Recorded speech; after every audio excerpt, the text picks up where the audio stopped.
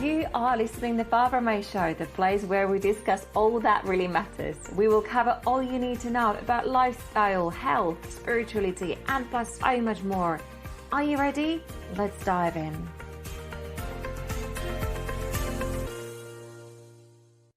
You are listening to episode 32 with Vicky Sweetlove. Vicky is an incredible energy worker, shamanic practitioner, spiritual teacher, public speaker, Fengshui practitioner, past life regressionist and soul coach, Akashic Record reader, and so much more. In this episode, we will talk about the differences between spiritual and traditional Feng Shui, how to remove the stagnant energies, protect ourselves and home from Wi-Fi and electromagnetic field, and energy. Let's dive in.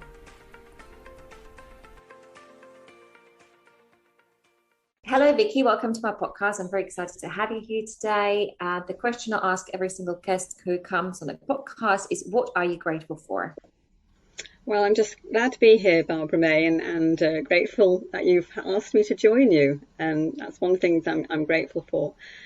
At this current time, I'm just grateful for being here on this planet, experiencing what there is with the animal kingdom, with the Mother Earth herself, and what's happening in the consciousness of the world at this time.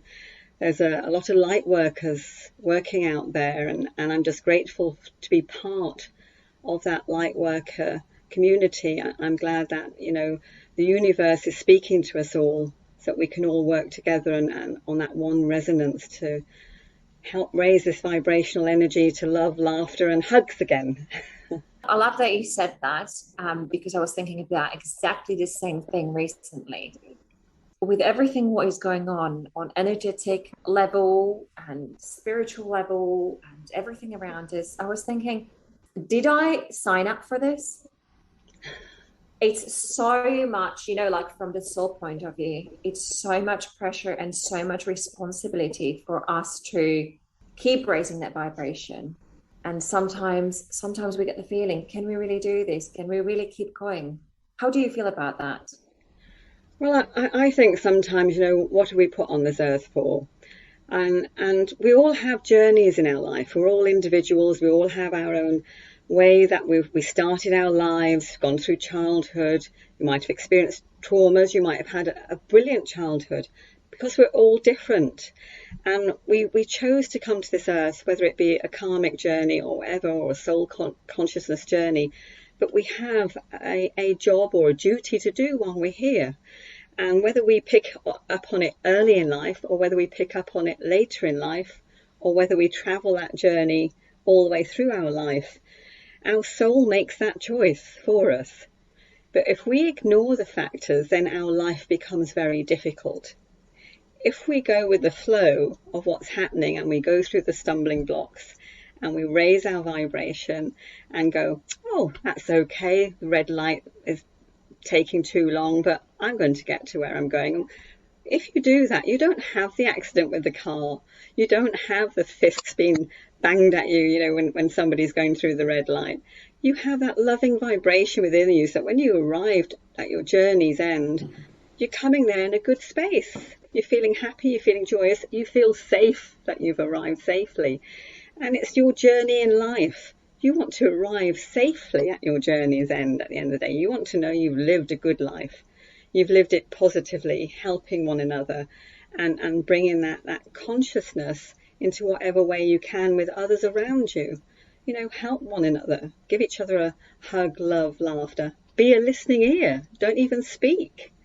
It's just having that conscious vibration of whatever's going on around you. I love that. And before we started recording, you were talking about the love energy. And I teach a lot about that, how it's important to do what we love. And you hit the nail on the head when you said that you're not going to have the red lights and the warning points like a broken car or somebody stolen your wallet or etc.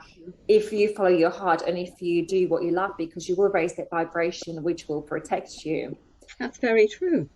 And I think not many people are actually saying that. People mostly say, like there is a saying that rejection is redirection, but not many people actually dive deeper into it. So thank you very much for mentioning that.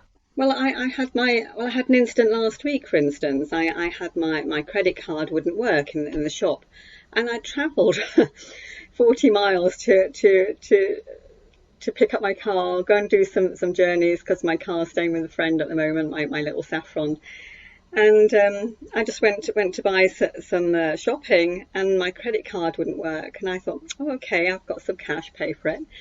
But then my friend turned up trumps when I went and told her, and she said, oh, I'll loan you some money. She said, you can get your shopping, whatever you need. I thought, oh, this is lovely. I don't need to worry about my credit card.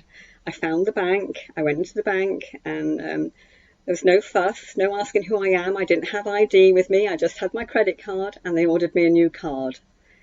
And it came the next day. Normally it's 5 days, 10 days, whatever, but it was the next day. And I'm thinking, because I didn't put any angst on it, I didn't have any worry about it, I let it go and let the energy flow. And things just work. And that's what you need to go. You need to let go of that angst or anything around whatever's happened to you, because, okay, I probably was going to spend a lot of money maybe, and the universe is saying, no, stop. It's not your journey today. You're just supposed to do this, this, and this, and have a joyous time. And I actually went in my friend Nina's garden, and she's got lots of, how do you say, garden toys for the children. I was there playing on them. I thought, I'm meant to play. And I walked around the trees and around the fire pit, sat there with the elementals, and I had such a joyous time because I had that time to spare. Love that. Yeah, Yeah. amazing. Vicky, you are doing an amazing job. You're working as a spiritual Feng Shui practitioner. I never know how to say, is it Feng Shui, Feng Shui? I say feng shui, but many people say it in different ways. Does it matter? No, Feng Shui practitioner. So could you tell the listeners the difference between a spiritual Feng Shui and the traditional one? Well, there's different types of feng shui, and it's all depends on the practitioner. How they want to work. And many people in the West haven't really got the idea of what feng shui is all about. We learnt, black hat, the three-door gate method. You place it in the right-hand corner for your relationships, your good fortunes in the left. And then the traditional feng shui came in, and people started to learn it's not about, that you put a magical potion in the southwest for relationships and, two little ducks and, heart-shaped things. It's actually about just having the traditional remedies, maybe a salt water cure for the 5 yellow star that comes in, which is in the southeast this year. For the sickness star, it's having the metal element, and it's heavy metal element.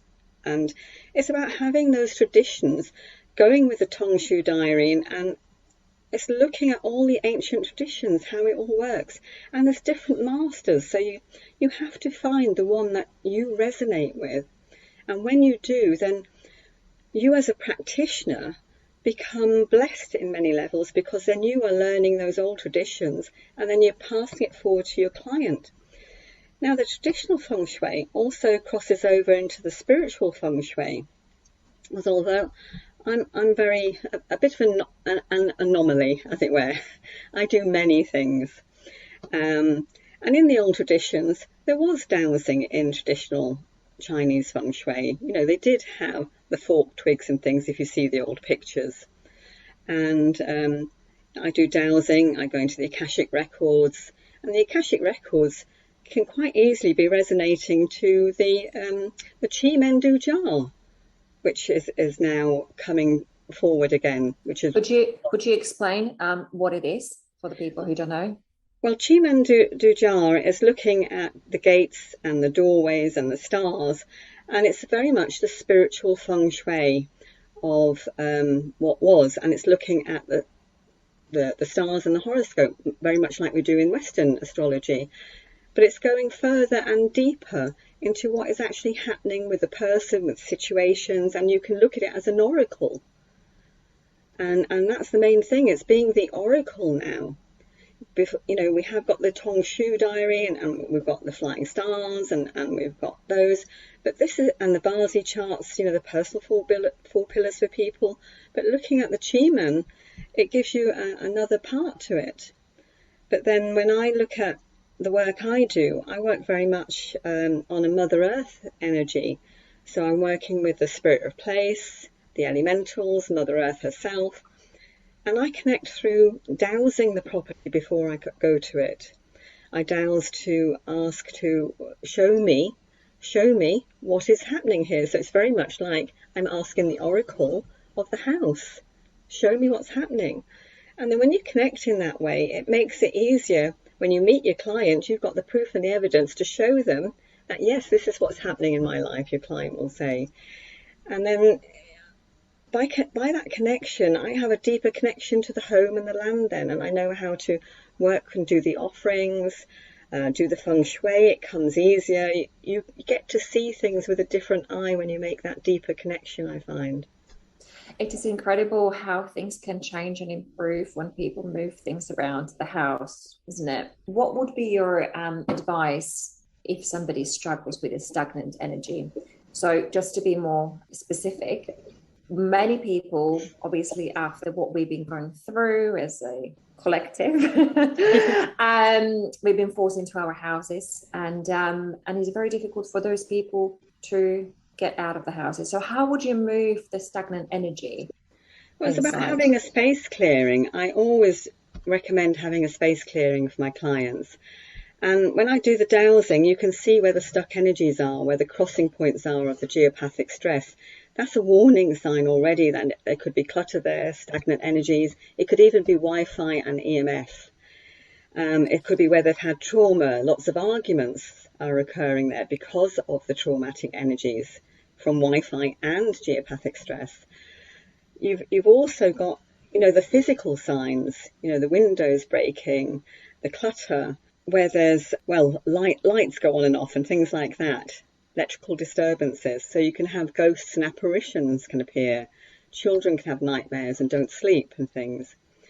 So when all this happens, this little map is showing me exactly where I need to work. And I explain then to the client with the space clearing what I go through. So I will bang with a drum or something similar, loud noise, to break up all the energy. You need to break up that stagnant 𝐒𝐸𝐵, get rid of the predecessor 𝐒𝐸𝐵, get rid of that old energy where they've been arguing or whatever, to clear it all. And once I do that, I explain the next stage is that I actually bless and purify it. So I've been using a Balinese bell, or I'll be using the solfeggio frequencies.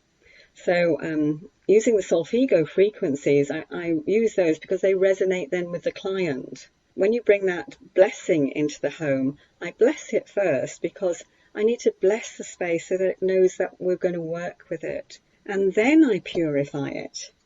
So I do the purifying stage afterwards with the sage, and I explain to the client, are they okay with the sage? Because some aren't, you know, they might rather have frankincense or something else, or oils even. So it's about being aware of what your client needs, what they want, what they require, what their allergies are. But most people love the smoke.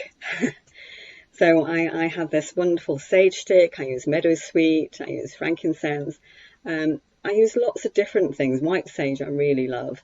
And I also use another one I use.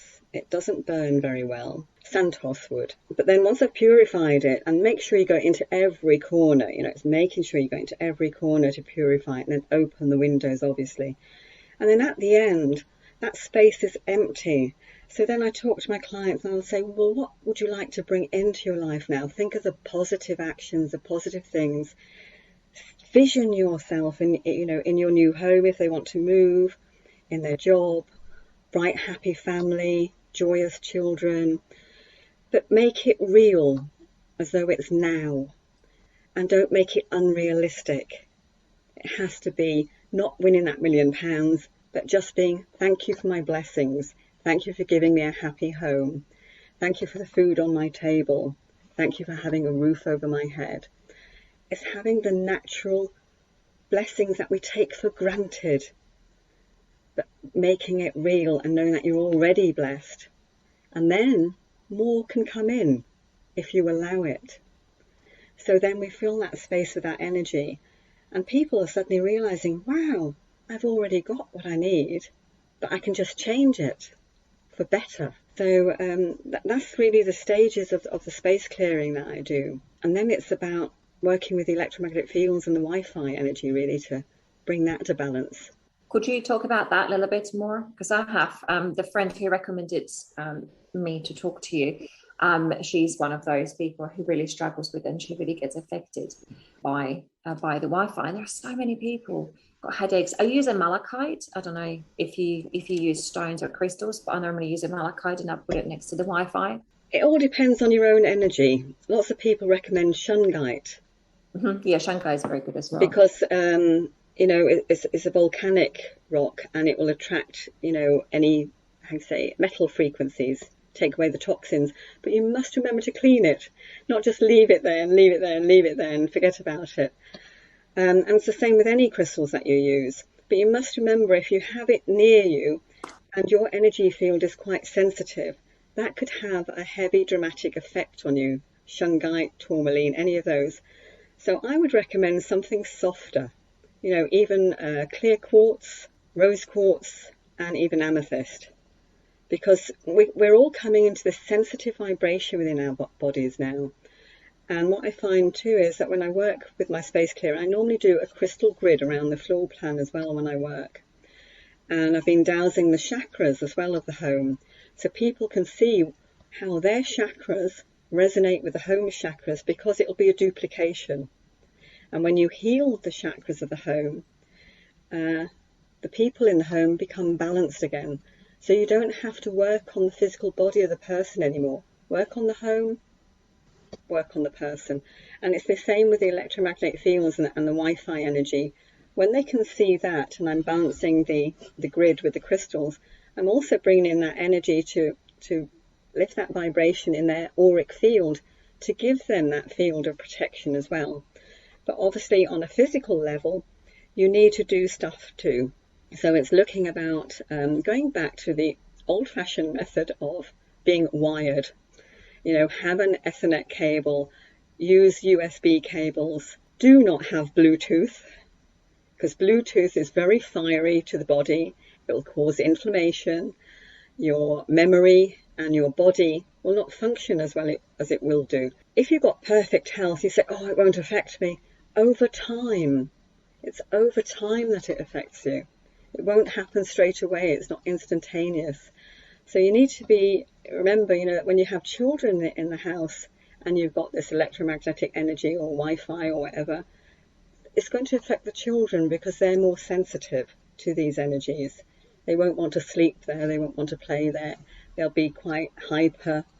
So it's about being aware of what's happening in your home. Animals too are very sensitive. They'll pick up on things and become ill, especially cats and dogs. So it's about having a person that will come in. There's lots of people out there now, especially the electrical people. You need to look for an electrician or somebody that works with TV or power, because BT comms won't do it anymore.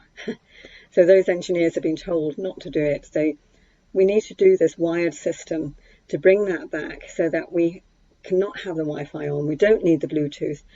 You can have your laptops, you can have your phones plugged in to the Ethernet cable. It's going back to what was.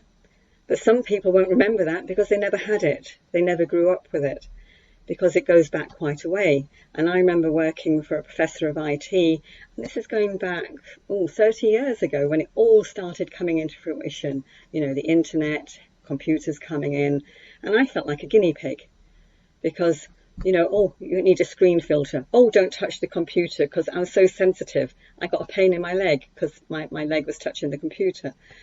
So it was all a learning lesson for me then. So it was only from then that I realised that I had this sensitivity to this electric thing.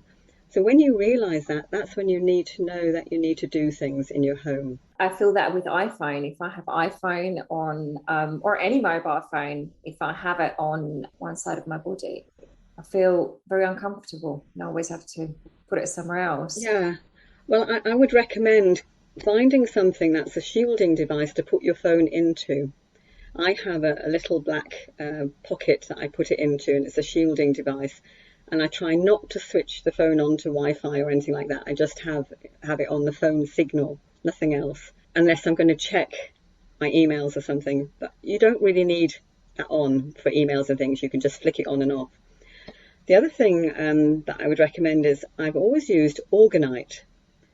And organite, although it's made of resin, it does have all natural crystals, gold flakes, metals inside it, and a copper wire.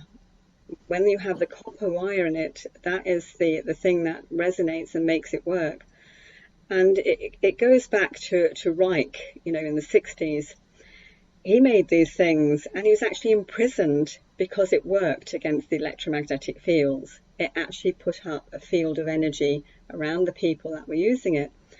So when you look at his work, people are now realizing that organite is now, worthwhile. They put it in front of their computers. I always have loads of organite around me. I've got one here at the moment, this is it, and a friend made these for me. And bless them, played chanting music while he was making them. So his thoughts were positive and calm and loving. And then he'd program them for me, for his clients or anybody. And that's what you need to do. You need to program these things. You can't just pick a crystal and go, oh, that's going to work for me. You need to program it, love it, give it the joy, and say, I love you. Please protect my auric field from the harmful radiation that's around me, and things like that. Because it is about connecting to the rock itself, connecting to the crystal, connecting to the earth, and resonating and asking. If you don't ask, you don't receive. Would that be okay if we put his details into the show notes so people can find out and purchase? As far as I'm aware, this guy, his name was Ben, he doesn't make them anymore. It's a phase of his life that has gone, I think it was about 10 years ago, but I kept the ones that I need, if you know what I mean. Vicky, can you talk a little bit about, obviously people don't have anybody who they can speak to, any Feng Shui practitioners, and they want to balance the chakras and balance the chakras of the home. What would you advise them to do? How can they do them by themselves? By themselves? Well, I have just done a talk at the Feng Shui Society conference in July. So there is some videos on my YouTube channel, Vicky Sweetlove. I've broken it up into pieces so you don't have to watch the whole conference thing. You can just watch the bits that you need to. And I've given on there case studies. And it's about learning how to dowse for the chakras like you would for the energy points, for vortexes, for the geopathic stress. And I do teach courses on that. I teach Earth Alchemy practitioner courses. But it's about being taught how to do it. It's not very easy to just jump in there and dowse the chakras yourself. Because I've learned to meditate, ground myself before I start anything during the day, because it's about grounding, protection, bringing the energy into the heart, bring the energy down from the universe back into your heart. Protect your bubble of liquid gold, but I fill it full of universal white light. And then I start with whatever I'm doing, because you have to be on the right vibration. You can't just jump in there with your pendulum and go, oh, please show me. It won't work because it's not a game. So you need to raise your vibration first. You have this very calm, grounded, light energy around you. Very, very, very calm. Even calming me, because normally I'm like 100 miles an hour. Yeah. I just feel very relaxed and very calm talking to you. I just did my meditation before I came on to you. So where can listeners find you? Where can they get in contact with you? Sorry, I don't know what I'm talking about.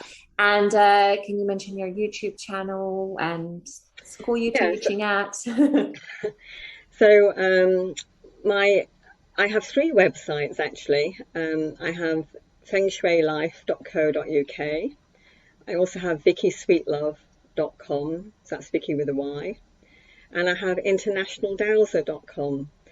And I use that International Dowser one because mainly I used to be involved with a lot of artists. And I dowsed the rivers of London many years ago as a water project for an artist. and we mapped out the old rivers of London. So we did 6 rivers. It was amazing. I loved that job. We walked and walked miles, miles and miles and miles all through London. And I've worked on different projects with artists. I love working with artists. Last one I did was with a palm tree. I had to douse an area for the palm tree to be placed in Islington, it was, as an art project. And this beautiful palm tree came all the way from Costa Rica via Spain to the UK, can you believe? And he really loves his spot. I've visited him a few times now. And he's in the play area next to the sand pit with the children. It's just lovely, and they have tea parties around him and everything. So when you see that come to life as live art, it's wonderful. It's like action with nature and the energy and vibration of life around it. Yeah, it's the connection between energies. Many people forget that we are made out of energies, do they? Yeah, and everything is the energy, different vibrations, and the connection between it. And we are all united, and we are all just one. It's fabulous. And I had to tune into the Akashic Records of place then as well, because it was a new project. I had to see if the Akashic Records would allow a palm tree from another country to be there. So, but apparently, because there used to be merchants along the rivers of London, yes, the tree was welcome. That's so interesting, isn't it? Yeah.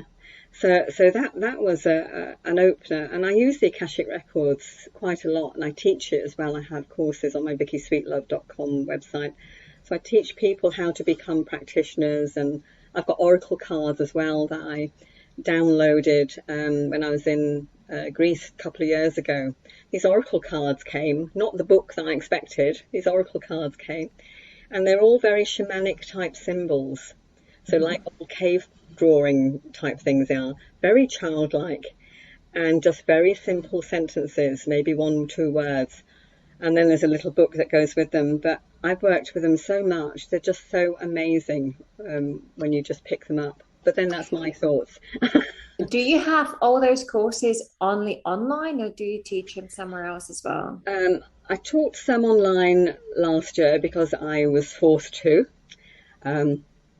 But I mainly prefer to teach face-to-face. And I'm currently got dates on my website for my face-to-face courses. And I'll be updating them again, adding some for next year. Because I think it's very important to have that face-to-face interaction with your students, because the work that I'm teaching people is how to sense and use their senses, feeling, seeing, sensing, and you can't do that on a Zoom. You know, I can't say feel this energy of the tree, you know, sense the energy of the place. So when I'm doing the Akashic Records, you get so many synchronicities and messages for yourself to give you the guidance that you need to go forward when you've been on my courses. It's just an amazing healing experience, really. On my YouTube channel, there's some dowsing videos as well there, so it teaches people how to dowse. That was going to be a book many years ago, but I've decided to give it for free, so it's up there. I think there's about 12 lessons. Thank you. Thank you so much, Vicky. Thank you for being on my podcast. Oh, thank you. Bless you. I think this was one of my favorite episodes so far. I'm very sensitive to the energies, and I work with the energies, and it's incredible, as I said before in the recording, that when you get your stuff moving around the house, things will start happening. So if you are interested to change your life, improve your health, change the energy in a house, definitely look into the Feng Shui, look into the practices, look at things, what you can change and what you can improve, and maybe you can add a crystal here and there in your house. Hope you have enjoyed this episode. I'm so grateful for you to be here, and I cannot wait to see you on next one next week.